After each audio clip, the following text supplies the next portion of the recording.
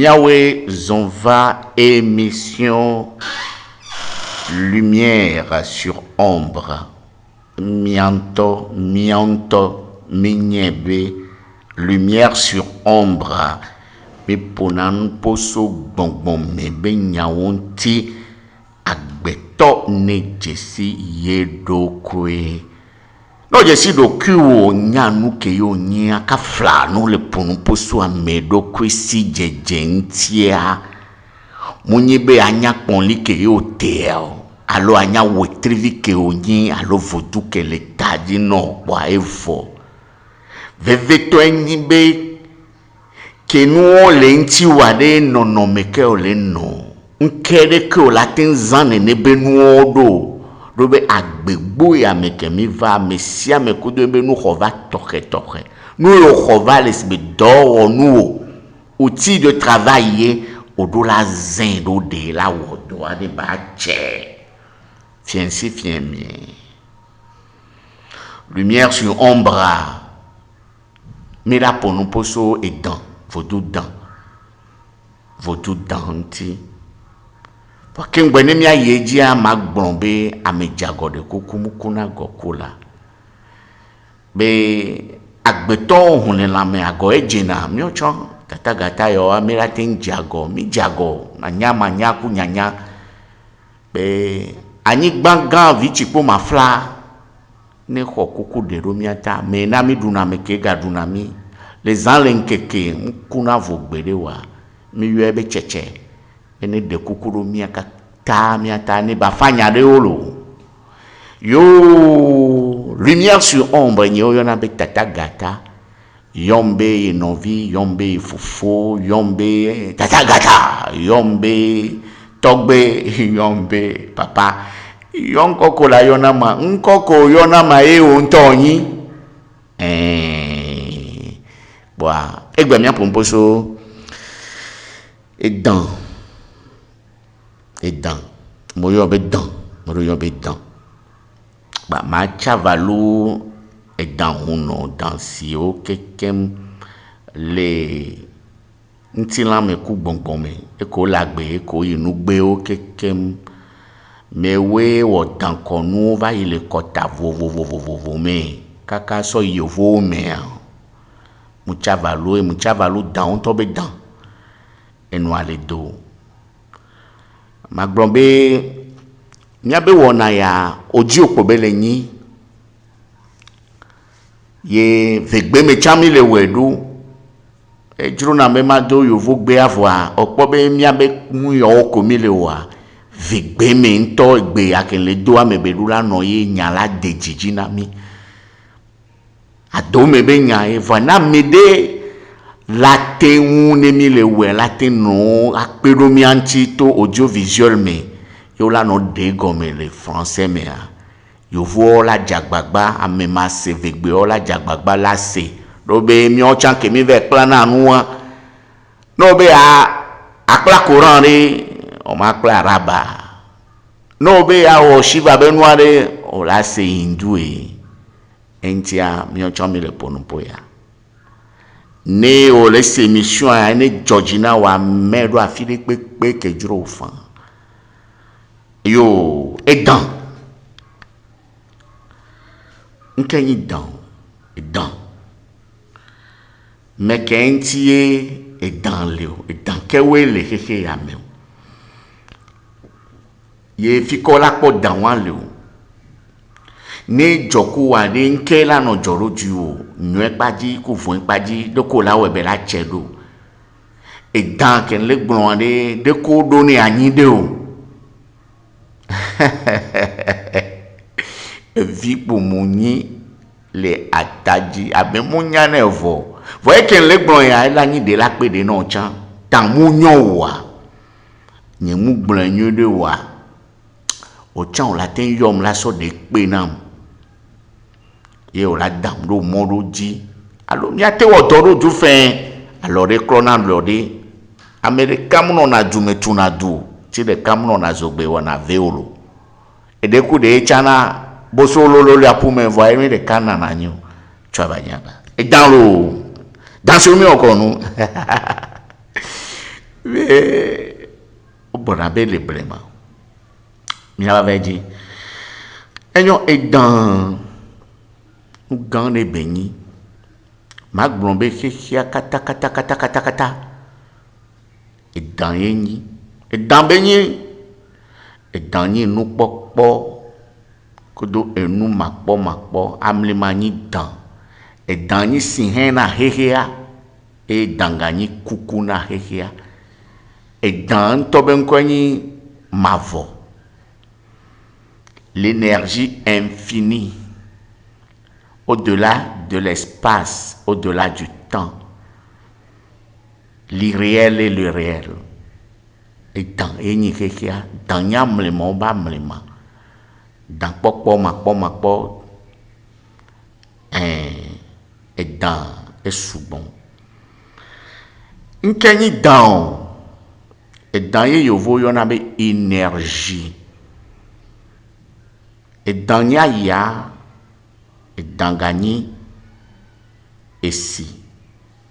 mi gbombe danya ya aya ni dan o cha no blankum e dan ni si esi ni dan e dan ni ezo ni dan e dan ni anigban ni dan e dan ni zan ni dan e dan ni nkeke ni dan et dans Nyamlemalo.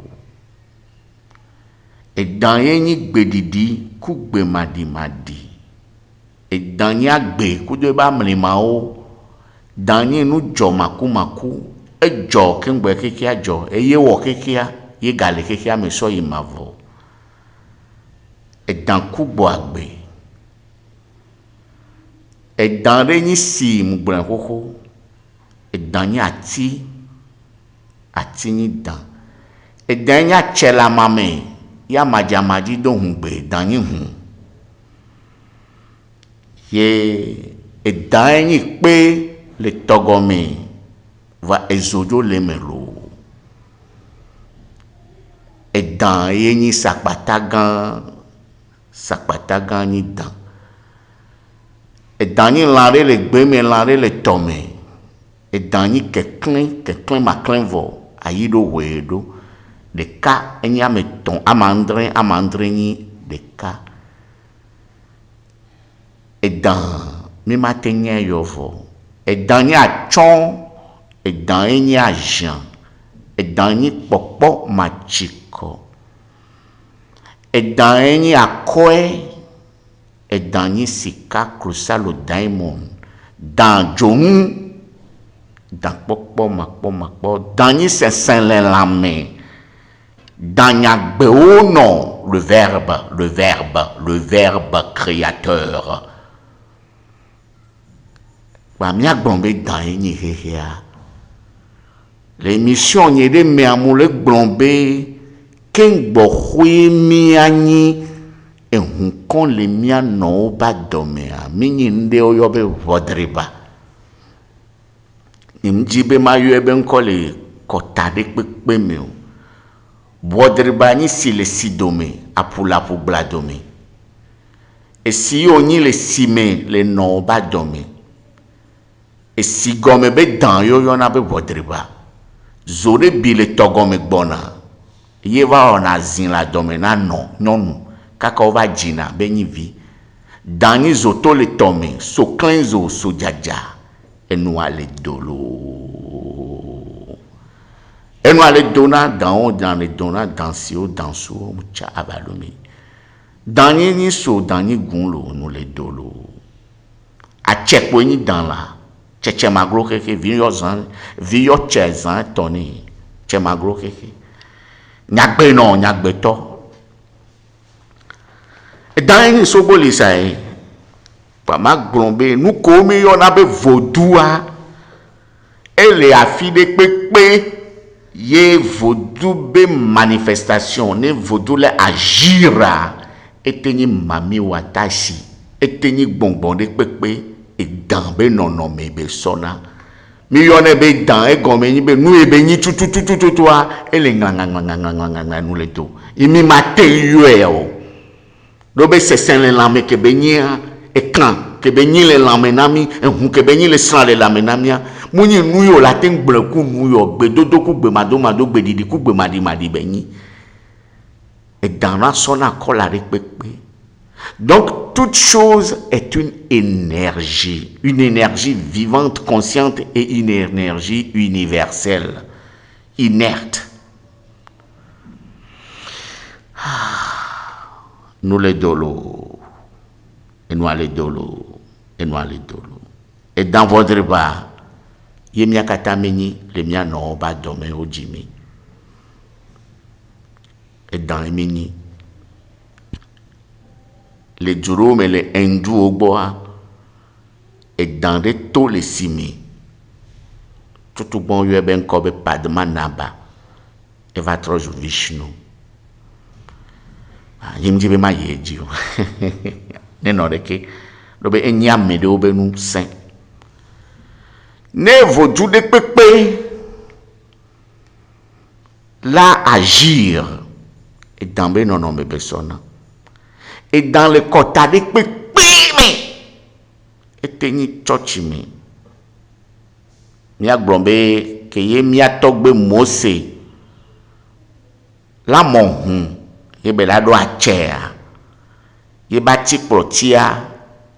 ye ma o so odan ba magbombe dan chani e fiore bati proti fio kukure le tana fioni dan lo dani sika dani crosalo dani diamant dani ache dani totete dani se nous le do se ni ma o nous le do do be Mose wa pepe a ki dan wa che nous ne a et dans un pepe que ye que o jagobe mi posse saignement ou et dans elo donc et dans un on le représentait sous forme d'une énergie d'un principe nemi endu ogbo ya mi matem ponupo wa be gbongbon pepe dans Shiva kenyi ma o gambe tonku via me tonku le gbadomé nous brega be pon beble et betros nous jadre beble so jara nous et dans le connaît et dans le ngonu et dans la bo dans la lit dans hosu gan rebeni pour dire tout simplement que c'est un ensemble d'énergie et beni dans le que adimusina dans be dans le que douye dans la cou Shiva habe danga wu endume Buddha nto koyona Buddha Shakyamuni Gautama Siddhartha wabe togbe gamia chamia be togbe okwe ago kembe Buddha la trozu Buddha Gautama Siddhartha la trozu Buddha ti be na nyiro adan jibe va na nyiro ni no gbran et dans il y a chembouin fifi ni amala dado amala jamaje la do hungbe a chere la mame yini dans lo ke dani ama dani gbe ni dan yeni gbeto gbe no anyi gbato dan yeni mos do sovi na gbongbon de pepe ni gbongbon la de alo dan yeni vodu ba lo ba magbombe agbeto de sia de kejoa ke ye nuna na hovare lesia e danji be non avana e dan eni kadede la gbeto kudo khia alo ma odome e ke mi jesi tutugba hoedo hoedo e ya ganyam le magande de vi po mini mi matin blanfo et dans to vona mami. Et dans Mia Gombe, tout ce qui est serpent, c'est le feu. Le feu dans l'eau, le feu dans le feu dans l'air, le feu dans la terre, le feu du ciel, le feu de la foudre, le feu qui brûle, le feu dans l'arbre. C'est bien que moi, c'est pas dans les oies, les billes, la tiamère. Soreni dans reni sur nous les dolo. Ne va toba me de ben comme le yoa, mudo, mblibo, inching blanco. Et dans dona wode et Dania chon Dania Jean c'est les lamé dans ce mi encore nous les bléma nous want yo brambe les bléma et les bléma yo mu donna nous ni dans ce ya dans nous que gbe nous les kia nkume to trop les va yenabe otana voso dona fide ngolona pantalon les seadia amayo nona damadwa ou et damadaji nyagbe no nyagbe to cheche magro keke enu ale do mi le dit et mi le yo nous sommes en allant n'est-ce pas donc ne o diagbe to de pepe a et dambeni ameni dans l'eau ameni hu et comme ameni amlema et dans la noisio yo latin ponpo et belenu na meni dans tajida ni dans amebe nu sunu ni nyonu nu ni dans le gomme kaka korota dans le ta kaka ba kore gomme dans to nyagbe dans ni huanto e fiombe mi ochon ke le fivifia ni oni nyonu ni nu so kudron be o dans les non mais que o pele a et fiombe e son jafofu alo jadofu et dans nyagbe et ya nyatepe matro et dans wan ke nyagbe aye ke ni kura et doit me amegan doit me ameku donc c'est une énergie tu fais de quoi tu veux et tu récolteras ce que tu as semé. C'est le serpent qui crée et c'est le serpent qui détruit. Le serpent spirituel. Il est au fond des cieux, le ciel des cieux. Il est au tréfonds de tous les tréfonds. Il est le cercle, la loi de l'univers. Et dans beso nous et dans beso et donc millionnaire et dans beso si que do nous mais gahaha ma doit bo mais ne mi gbroné wa. Et la fille pepe là et dans la fille pepe et gbegbon vo ni dan et gbe ko mi dona vo wa kablegbe awusagbe gengbe arabe gbe français gbe anglais gbe vo wa dan yo ni wa dangani gbede ke mi ma se o gbedidi o le gbe madi o le nu popo ku ma popo couleur rôle mi pone va mi matin po de sia devo et tanya chena kia amede la be a o voanya tepe matro beni fifiade et dans le le ni dans sila me be dans ma va ponu poso wanti ni gblenda ma ponu poso enti linke na me do subona dans tonto de keo cobra chani no subona et dans les o subona beni togbi dangbi et ami la ba gbon benya wa danke mi le gbon ya énergie ne dans les miakata miamea yegbe dans ni miakata nyabetaji vojo l'ensemble de nos énergies représente le serpent. Ni dans les nénéades, mais que oui, dans ya jodona ampuna, so wuma. Yen kei dans wan dona ampuna, so wo, dans kei dona ampuna meo. Ban, magbombe, amede ou la gbebo yame, we trivi gbogboro le, pon li gbogboro le, ke ye dans les me. Van kemi so dona jesibe, et dans, ye le dompona meo. Ou a mekeye kafla onto deux jesibe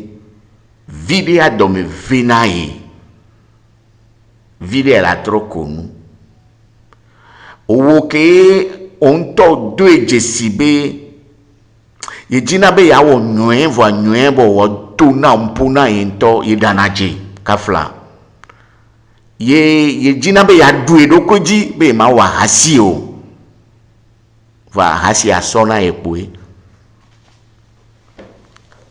dans les dons pono dans les léomé les biobe à maîtriser yelo et dans des yo be pas dans quoi énergie l'énergie est toujours ondulante vibratoire qui se déplace perpétuellement, qui s'étend à perte de vue. C'est le serpent. Donc, on est le dompono, on a de instabilité dans tous les domaines. Oleka et kaso, ole ati atinge. Et comme nous n'avons vide quoi, et blin. Et dans les bords, on a nyabena, on a pas de problème, nous n'avons pas infection répétée. Yo nous soit, on peut si on voit les bords nous souvime. Nous nous soit, les colatins d'Ojessi, les points de ome, la gbeto de ome, jojome, a gbeto pour me bendo me, et nanabe, et quand me be dolele, que yemi yonabe tension, et non a pour me tonti. Moule pour nous poso dambe nous c'est danito c'est nous et dans un coup pour nous son et lumière et serpent. Mais que oui dans le wantia au sénat bedidi tegabe bedidi au pona nous tegabe nous kuna droit amlema au pona gongon et djiji voix au monan gentil egbe yazin ameke dans l'intia et la poète Jessie, be oh ye jere kaje ye jetu beje va nous sougnons nous les noyebo na me promettre nous na ya enyo egbe so egbe ni matin blon ke kengo va nous ke ni agbon po ide yin be edan yin nu potolo edan ni amle manu oto ni la me gbo o la nya be vodou le do mpona yi Olanya be nous le dom pour ne la beme. Et nous dit tata gata blonde ni be mon hun ke ngba ivoju po. Mon hun vide jagbagba na se ne gbon me la gbe omi. Ke ngbo na yi bono wo voju de na yi. Mo ni dans le pepe li na o. Et dans la de do ko fion wo point toi. O ke le do to ma. Yebe la fion de ko la liroa a la fion a meke bon la yi muni kafla ndo ndona dahuno mudo ndona wa keken dansio nous les do le hekia kekeme et nous la zendo l'integame alo nous po examen nous po dre kukume si gbede ke bezena mo se chan ene o la po le dre kukume si bede ke bezena mi atok bedo ku dwe yo so fun wa so do vosa mekpli et le bible me et le coran me et le Bhagavad Gita inju me mawu gbogbo me nu enyina et dans la de do kwe non me de pepe ke jura ebe sona la so nyonu be non me nu su be non me atok be hoko de be non me e la ke jura ebe non me on be ba gbon chambe et dans dona sexe quoi mais ma va gbon chan le côté bout o la ko be vodu le dom pone o le wo vodu ava vodu am le dinayo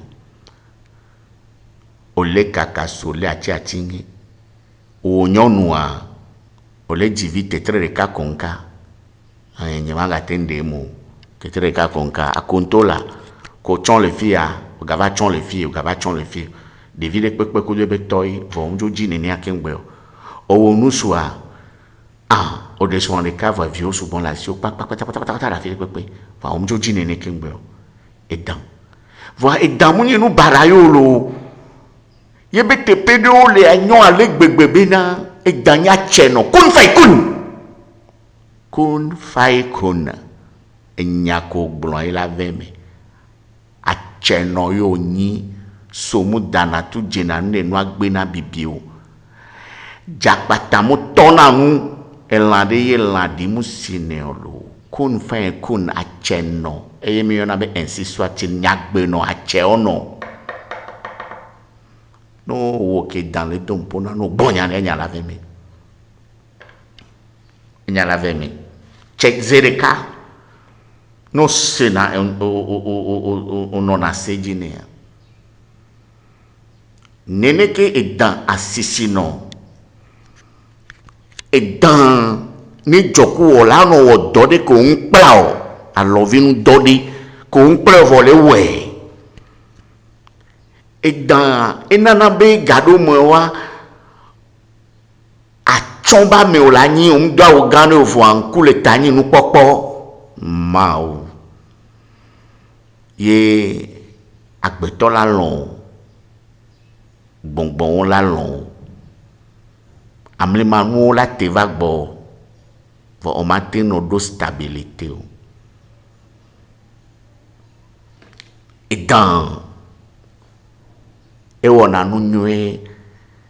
amede o le anu dogbe da do tawa doyoyo la vano o no si chon gbanya ni pepe doyoyo la vano edan ke yele we edan enyi nu poto gambe nu poto so blema yi blema edan e gbon na prophétie le kotare pepe me et les grecs au bon nous qu'on avait oracle là afin toi dans les inconnus et nous aller dolo orume là dans tche maglo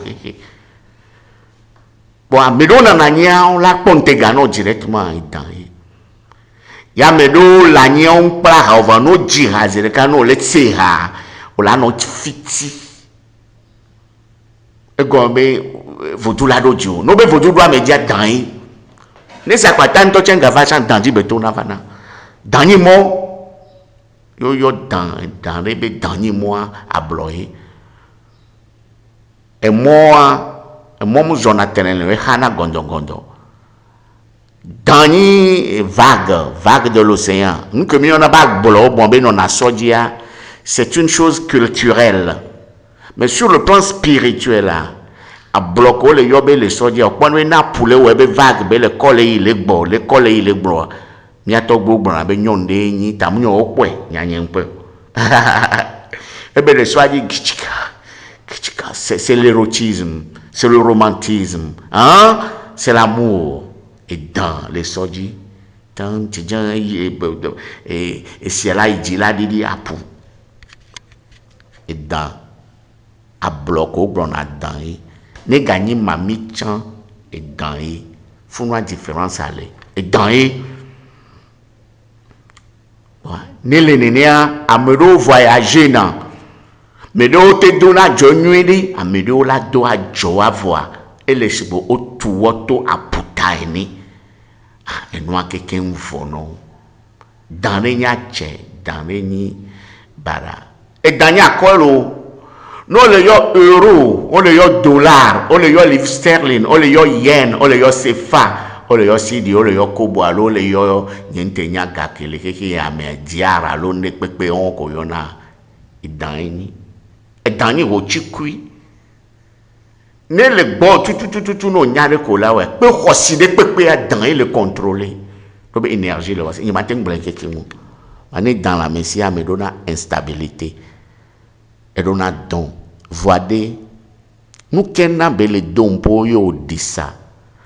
o le kakaso la chiachingi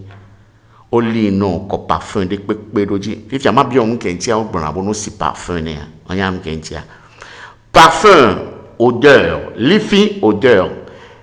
l'odeur aussi c'est une vibration olfactique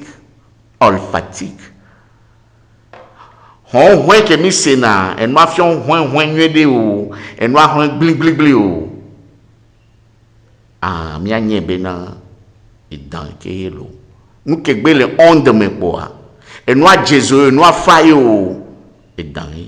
gade mo la na nye o la se zozode gade mo la se fafa gade mo la se hon de pora be nu wa ele se be ko la ton lifi be ya to lifi ame hon di so ikaka feto me a video me todo be gomi ayonde nu ko mi ona mi so le chavalouwe le mia be pratique rituel de ome donc a enyana na ne benu va mia so ekpobe e dan ya po a ele se be ko gbon na be instabilité do be on ngala on te do la maîtriser mais do yona danwa gado mo be kundalini e la gbeto de pepe me kundalini a dani il m'a tendu gomme parce que ne va le dégomme mais a jo yi nju to gbo sugbon va dans le benyi la metière be hun l'état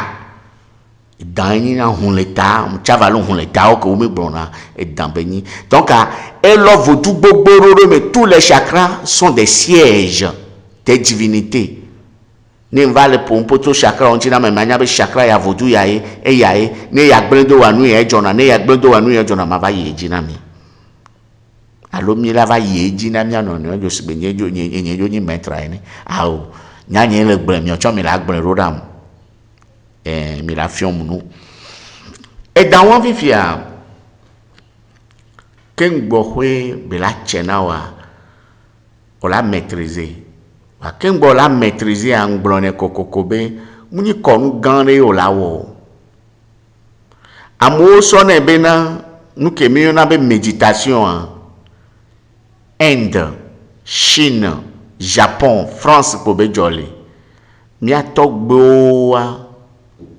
mi agbon pour be le hia ken me la fili pepe a nono meke o nona kengbo no na kade de me le gbongbon me ko gbongbon wa ko tare pepe yen lo nono meke yo nona kengbo yo nona kade de me ko do gbongbon wa ko tare pepe yen po egbe ele bu le mi abe vodume ele bu e na be mi le folklore mi le tubo pe ko ati Yemi me le se gomme yo vo subo na pe kwati ame subo ne va ne va do gade me o ina gbongbon me ame ina gbongbon me yo na be no ni ame ke so na la kona re nuji e gomme be no ame ke ina allo you allo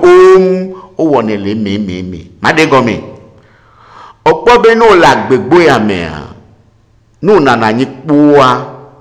nous les doto silence me au mionko nous les doto kaka pa nous do lava no zeno o nyade ko méditer non o nyade ko inangbele me gade me le no java dans loin te pede léa au gbeolon tu es en train de faire la lumière et le son nyato gbewa ke ngbola yo be hunoa ola yo be hungan etovona huno tovona voduno huno enya mekeye eyina gbongbon me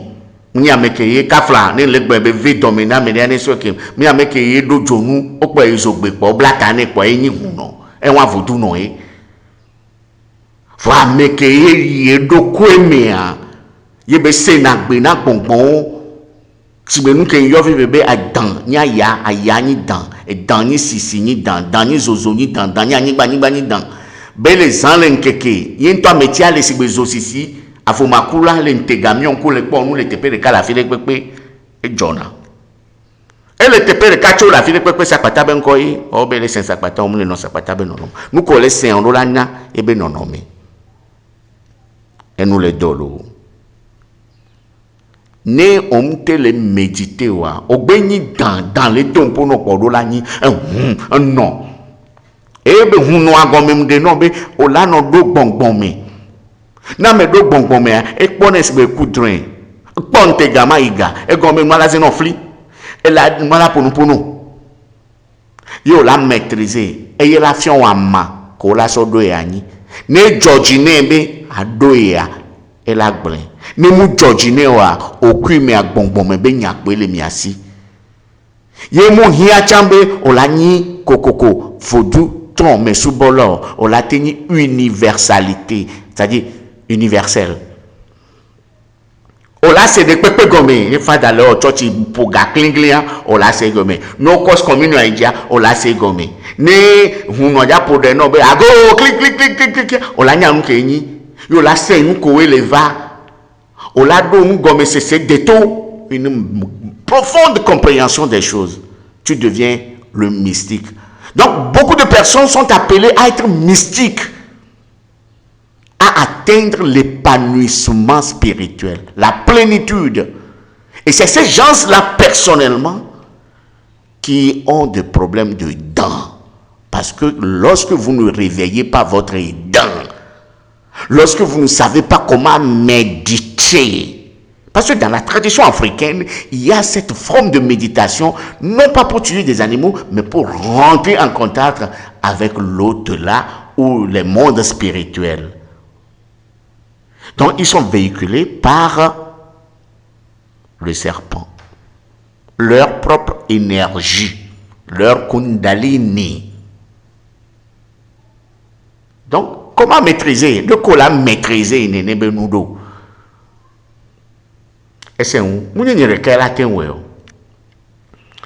Mais n'allez pas là où on vous dit de méditer pour ne rien voir, pour ne rien savoir sur vous-même. Je dis que ça, c'est toujours le folklore.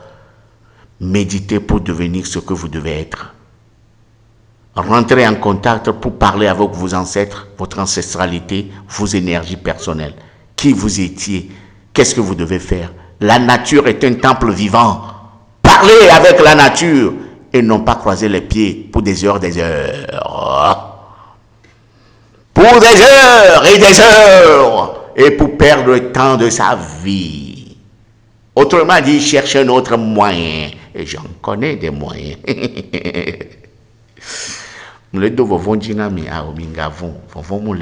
Émission Lumière sur Ombre. Et dans les dons, on m'a dit livre de moi. Mouni nous doit me yo la veli yo, on la li machena o. Mouni be no vieux ouais quoi. O so si cadeau alone, o dojo ngene quoi. Ye quoi ye won, messia me ko de totoke. Mais quelle atteinte ici dans vos abos. Béré, il nous manque cette méditation. Méditation wa me subomte woni parce que miabe agbegbo ya me que mi va mimte maîtriser na miabe mental e gon be a o mdola nyinu ya a o azeto ya le dombo na a o fodunya jatenva a me amblem fifia a o gasinwa do contact do esron yenwa mo yon ko a esron nous kenan dan amekewe dan le wasia omute de nasroma dan wa enyi sron la enyi se o mebe sron la dan enya me sebe sron la e se a ebe nu la wo ke ngbe dan la sron ti la me to la vala e dan enya me se me sron la nu ke odi ozon ba wan la e se ko la nya dan me bele la e wona be nyin le de go me nyu tant que on te maîtriser o ve li ne na wa nu ke le jo apele jo la. Nous on passe au sort classe supérieure, nous avons examen au la gain là. Donc et moi, au lieu na me de on vidéo be papa son. Parce que wa be dans ayido hoedo jonaso revie sommet. Ayido hoedo a e jonaso gado moa atide mi ona be logo azango. Logo azango ko de ton la tin pour les catholiques mais et yenyi nous que mi ona be saint sacrement ma va pour nous pour tuer chanti saint sacrement mbena me robe mi saint sacrement e go be nous ko jave wona mi a medo le mi a medo le be mi nyi huno mi nyi ndo anya le huno de pepo memu le jaten wenyu mo ta dan to ko be nyam le gbon ke ngbe le gbon nya ya memu jaten wenyu de o be saint sacrement dokusu Jase beni so sacrement wotri koga e beni jinkosi wotri bikenkle zobi machi enyi fia oji fia ekpo enyi ndokusu fia oji fia ekpo enyi nke o revieso enemi yo ne nko sugbon le si yo ebe saint sacrement me rola yo ebe Christ le logos christique ou le Bouddha bouddhisme bouddhéité. No ni akaibo yo dozo gande belenye yo so gogo akanke jono akacha nyena aka enyena etrozuna ezolo no le pose sacrement be nkume yo le yonkoko la yo na auto ono eto beto agbo be josope kekeli obe kekeli fia odi fia jikpe ganto enu ale do le pomu le ani ni le so me le pomu le énergie de tout dans le funu o la décide o kyo e dan o la hogbese e buo gale mi abe de konume nyimji be ma gbole le fio Lesquels la pour nous pour ou que dans le don pour nous bédégbe dans les vos autos et si toi léo la gogo à poudou à zanke bédio la y nyake la blon y a pour là non initié au vide les bon mais initiation pour initiation beaucoup to ani bio docu au nya pose-toi des questions pertinentes avant d'aller au lit. Pose-toi des questions vraiment pertinentes te concernant, sans tabou. Sois libre.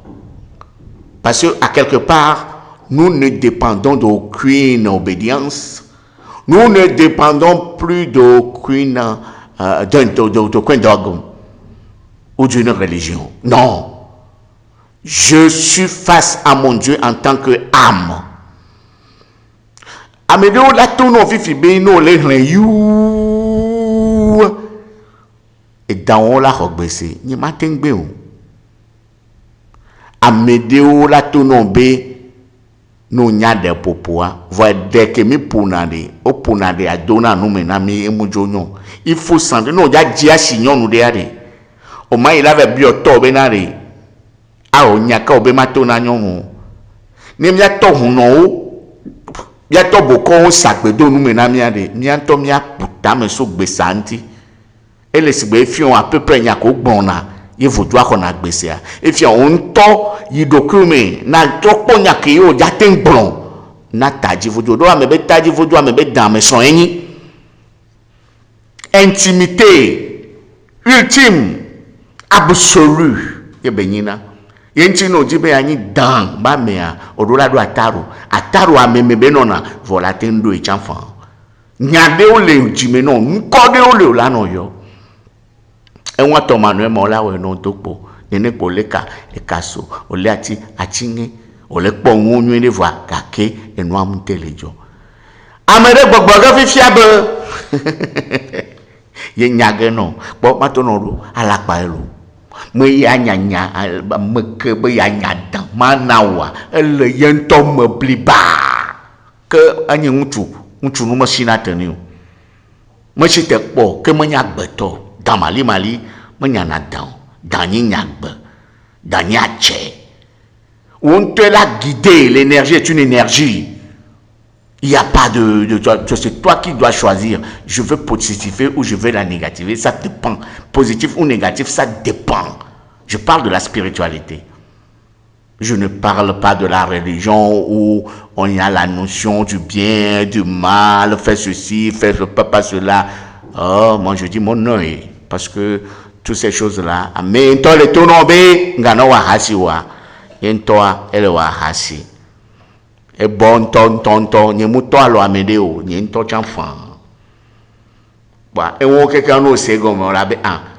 jonya mu ke be nya ke ngbo nto asovu lan wa mede mu de na so na me o na mede do vodu no alo kwa fan no so dare do ko gbo be ya no po de na wa it's not good na mede do dan dare mu nya ko yo na dan ko be la ke ngbo la be po de it's not good ele si be de so dare obo no po ji na ya no va o we la no gogo ya ole adasi son na meboa ame son elo idanwaji oja no la ve na konta mawolo le koku dan me no do alo ame do ma ten kwes be dan e va na gbeto be no me e la tenya gbeto dan de o wona kaka obe le ji son kaka ko ja va pe ola po agbeto ola jesi to ala jesi no avoa nu me nye o munye o ngblone na mo le nu popo nye me kako va dona go we wo jade yovode wo jade ameya eva ne me amo to chana témoigner et dans yento nyi hehea ni dans la siwo la nyare ko pona mla mi pare ke ni nja dogbeda egbe anyim dogbeda ke ngbe jeju ni nja pomla hehea e pomla le no ame wa ni nja pomla hehea nene be yine wa achavalu nde pepe ndole a omuyo na nko ne on le gbe dodora me o done solie e fion bo nyi huno a to solie no ale nyagbogbon me e no ala ba yo ebe nko no alo no ja do solie no a yo to toli keje opo ya e danyagbe o no dan kenklen Ah, parce que il faut un travail personnel sur soi-même. Il faut être responsable, se prendre en charge spirituellement. Il faut évoluer par soi-même. C'est la voie l'unique. Nul ne peut te le faire. Nul ne peut le faire à ta place. C'est ce que Edan dit. Bon, Fifia, et dans les réhéamés, nous que dit autona pona dans. On la tient sous bord et to. Dobe et to a mlima béni. On la tient sous bord aya. Dobe et dans aya eni. Makpobe gamia tsunami madasie ya. Na medejibe ya pero mianti. Miacha miano zen le télé reji la. Mi m'appelle caméra ma. Et me ba konyu de miano de nou gomene yo dans les ma defion mia. Yewa. Mukaro jibe nomba nyami jisi. 00228 à Togo Moulelo 93 02 43 13 93 02 43 13 Allô 00228 90 14 à 90 29 92 26.